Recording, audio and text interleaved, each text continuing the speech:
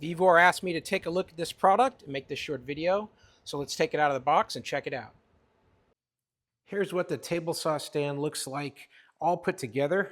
Took me about 15 minutes. There's a few bolts you've got to connect throughout and a few washers to install.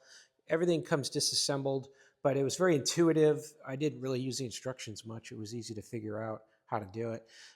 Once it's put together, you've got this ability to roll it up like this and fold it and store it. And when you want to extend it up, just a one-handed deal, really. It's got a lock here that locks it in place right there. And we're firmly set up.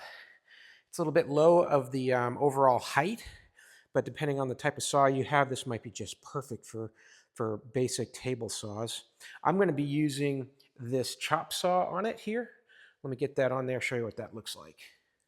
Now I've got my miter saw mounted on the stand, and you can see that it's nice and steady. This is a very heavy miter saw. It's a 14-inch blade. Really good base for this thing, for any kind of jobs I'm going to be doing. And then it's easy to pick it up and roll it around. Just release the catch. And now basically what we've got, it's like a dolly here. And I can roll it around and take it where I need to take it, or store it vertically like this, up and out of the way. And then putting it back down is just as easy.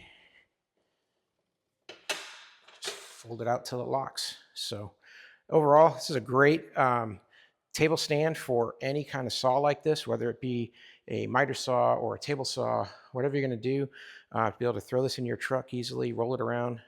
Really nice setup. Hey, hope that helps learn a little bit more about this product from VEVOR. Have a great day.